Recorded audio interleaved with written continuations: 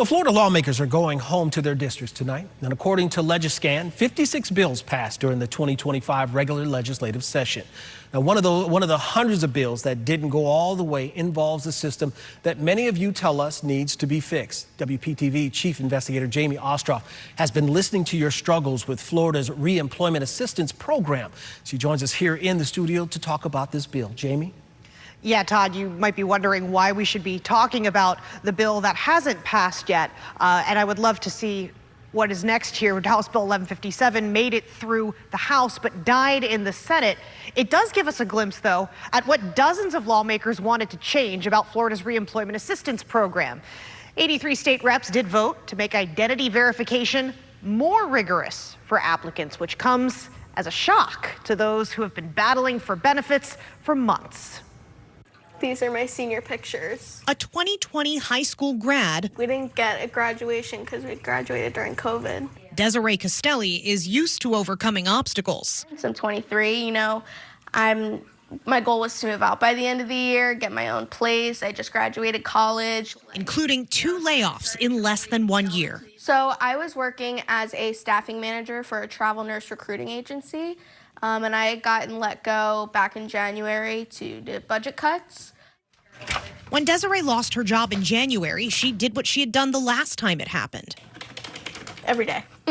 I check it every day just to make sure that I don't miss anything. Logged into her Reconnect account, applied for reemployment assistance, and encountered yet another obstacle. Now we're on 3 months, 4 months. Now it's 5 months as of May.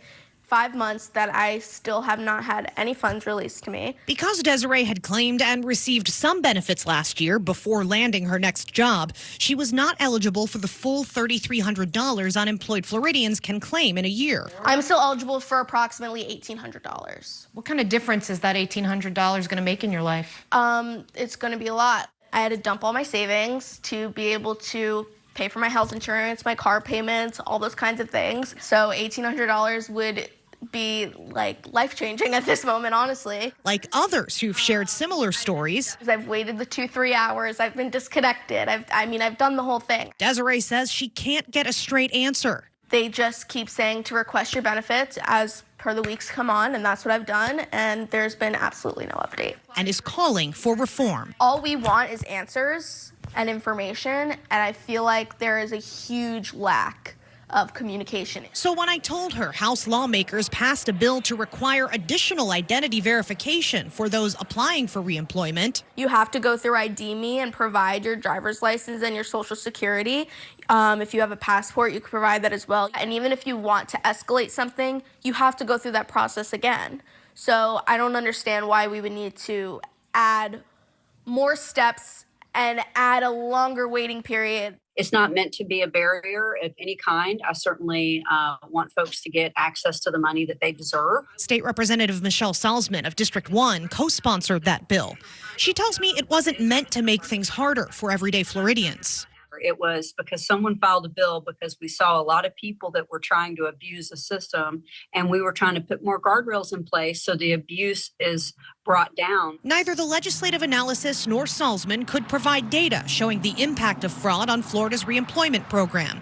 But Florida Commerce told me in an email that it's prevented approximately $32 billion in attempted fraud since 2021 because of the systems it already has in place. How am I taking advantage of a system that has done nothing for me? I told Salzman about people like Desiree, Daniel Escobar, and Rose Lorenzo, who've told me they've done everything right as they search for a job. How do we fix those flaws? We always can do better. So if there was a member that came to me and said, hey, I see this happening a lot, we really need to fix it, I would say, let's do it. Desiree hopes if lawmakers do reform the reemployment assistance program, she'll be working by then. Growing up, I was very much a person who constantly wanted to be the solution. As a 911 dispatcher, I always wanted to make sure that everybody got the help that they needed. Salzman's advice? Call your state representative if you are having trouble getting through to unemployment. And if you can't reach anyone in your local district, Salzman says you can contact her.